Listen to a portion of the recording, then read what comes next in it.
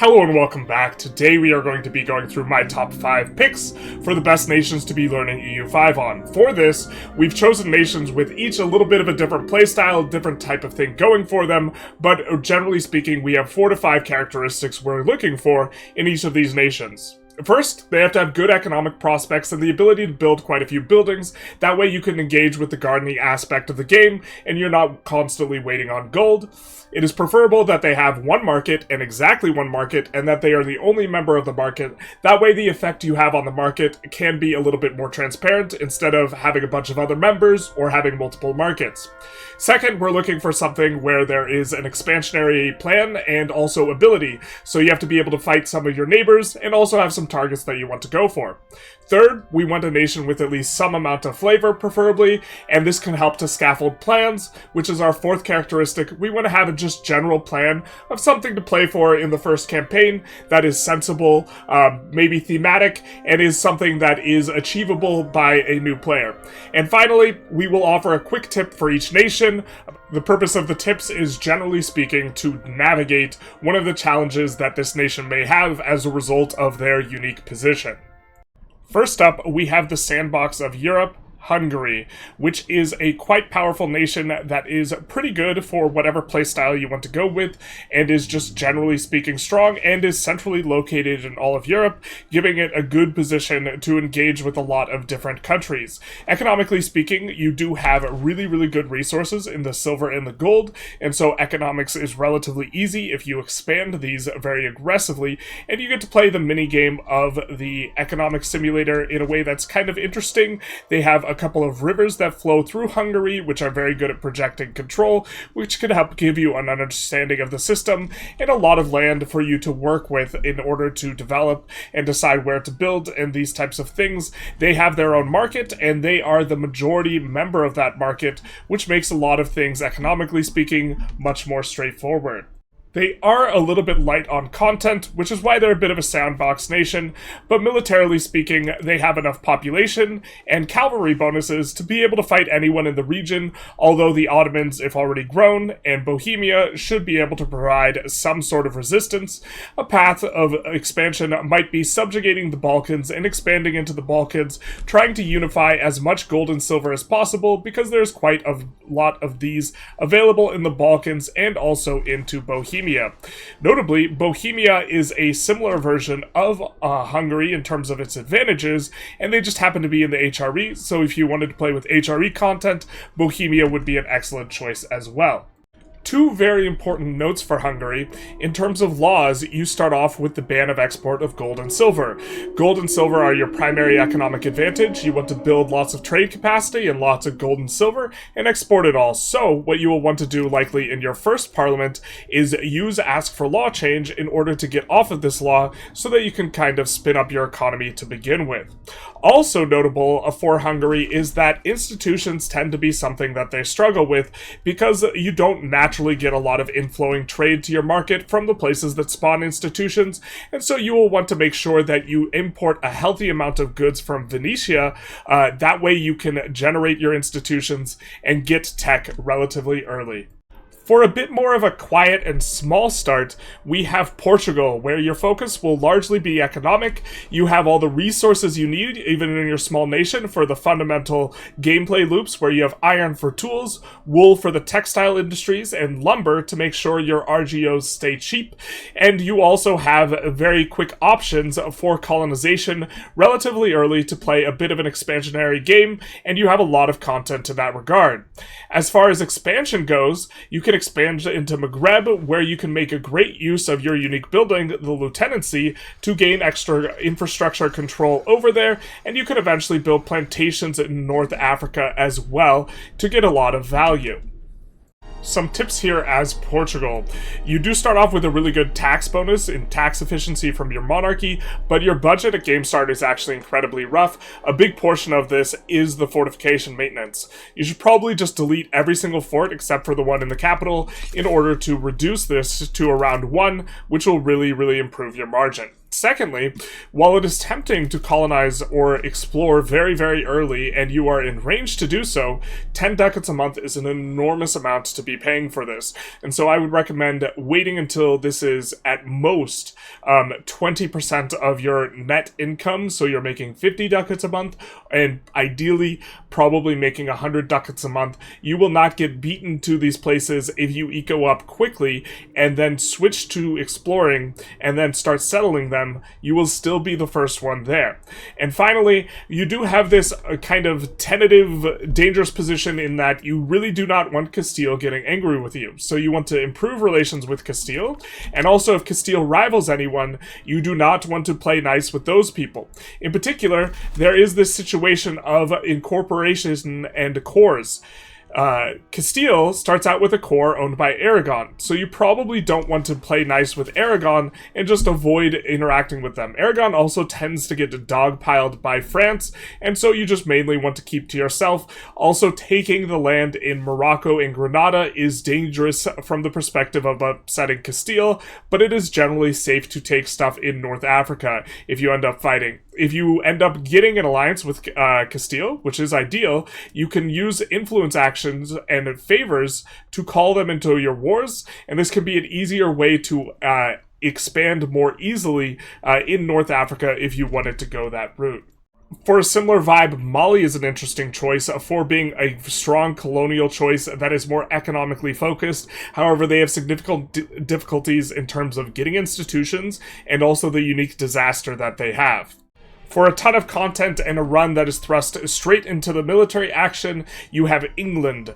Now, England, economically speaking, you have your own market, you have the essentials, you have wool, iron, and also lumber, so getting the essential loops up and going is very, very straightforward, and then you will have the immediate action with France in terms of the 100 Years' War for your primary content, which, while challenging, is something that you can just restart if need be, and you want to just start fighting immediately and explore that kind of avenue of the game.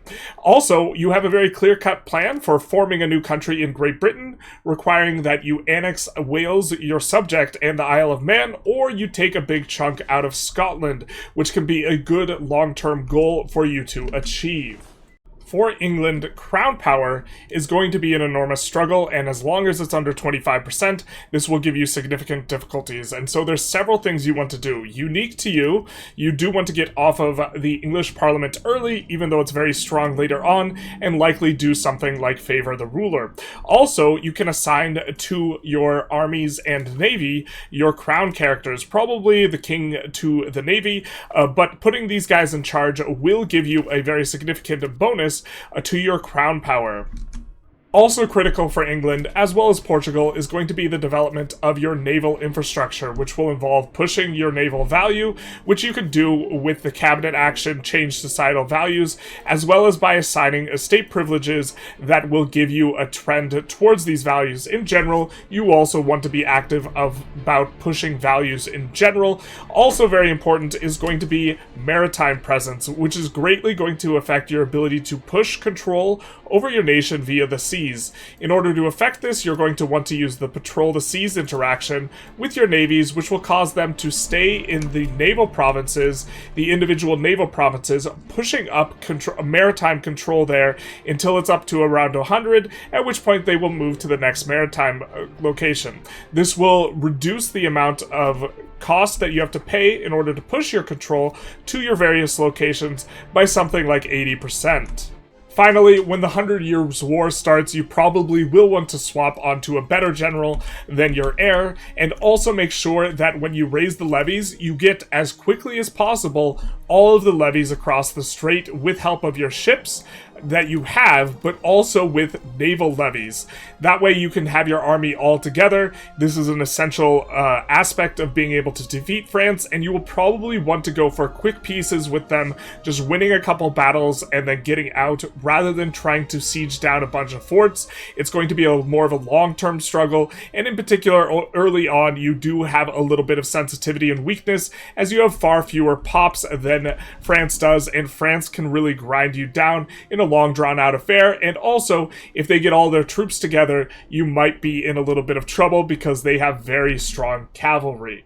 The French side of things for the 100 Years' War is also an excellent choice for learning the game. For this, you will want to make sure you improve relations with your subjects.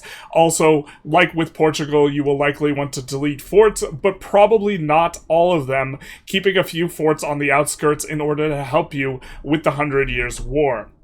Next up we have Milan, but that is just generally a choice among many Italians because the Italian content for learning the game, I think, is quite nice. You generally have large economies, so anyone who has some number of country events and some number of country bonuses is going to be a decent shout for learning the game, with one exception in Italy, and that exception is the Papal States. Don't play the Papal States. So Italy will have two major situations that lead to a lot of fighting, and the situations are kind of a scaffold for content, and that is the Ghibellines and Guelphs, as well as the Italian wars, leading to a lot of fighting. Now, you have relatively urbanized areas. The location ranks have a ton of towns and cities, which gives you additional economic activity or opportunities, but a whole lot of the people in here are going to be part of the HRE, which is going to lead to a lot of increased antagonism. Also, they have relatively high pop, tax bases, and development, and so expansion is a little bit more expensive. For Italy, a characteristic that you're going to have is you're going to want to generally subjugate a lot of people and then annex them later, and so this is a fundamental play pattern for expansion that is particularly pronounced in Italy. As Milan specifically, you are the major northern power, and I think that this sets you up for a pretty nice campaign in terms of the overall trajectory with a various nice sub-goals. In particular, domestically speaking, you start off with a very, very bad Visconti city-states, and so getting off of this is critically important, but it takes 176 stab to get off of, and so you're going to have to contend with pushing values. Specifically, you're going to have to push towards plutocracy to weaken the nobility, to make it cheaper to pull off of that reform.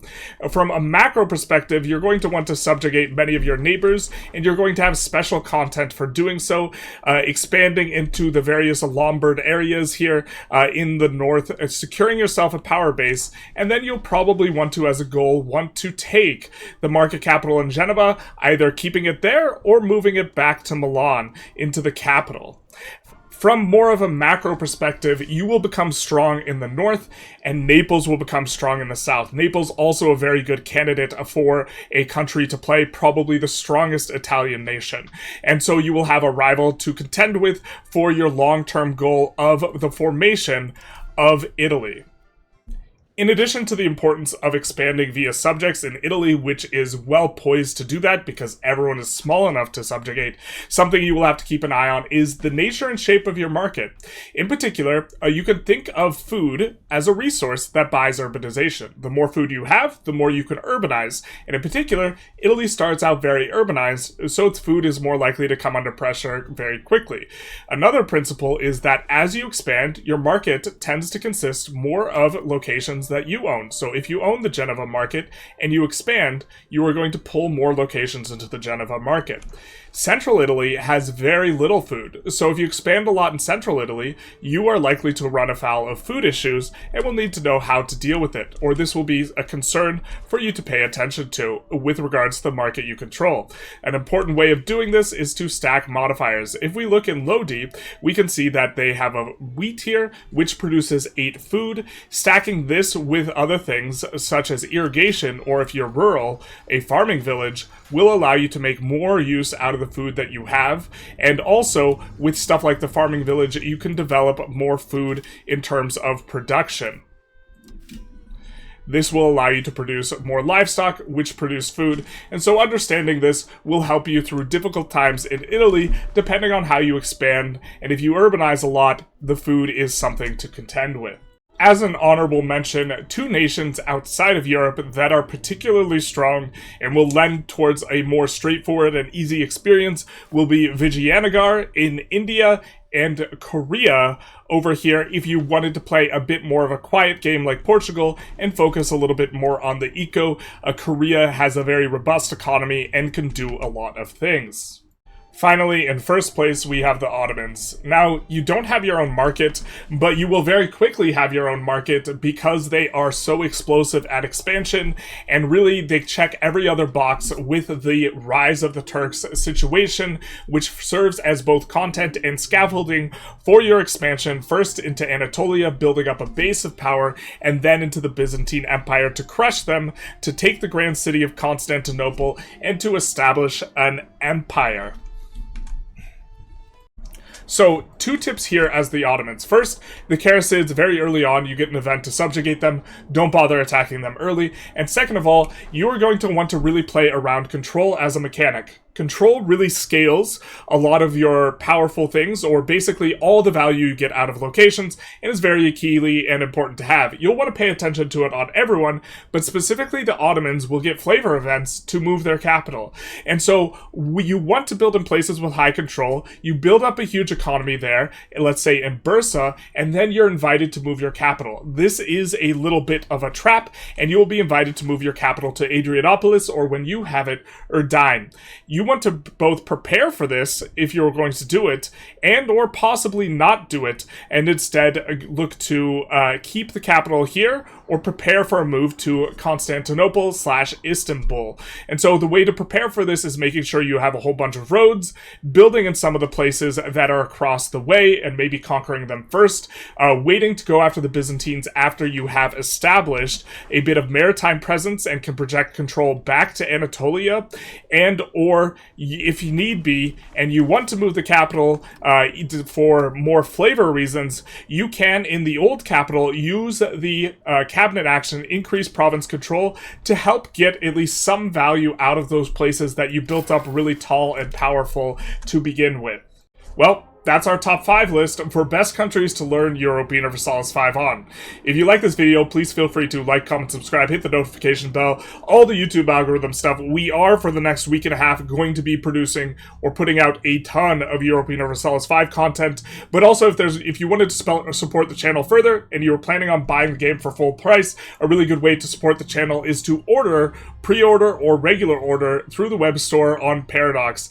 This will, if you use our code GENERALIST in all caps, give me 12% of the sale, a very generous cut from Paradox, and they will email you a code to activate the game. Now, other content creators have this, so if you wanted to support another content creator, check and see if they have a code. And also, if you are not using USD, or if then you will want to cross-check with Steam, because the exchange rates for the Paradox web store and the Steam web store are going to be different, so prices will tend to be different.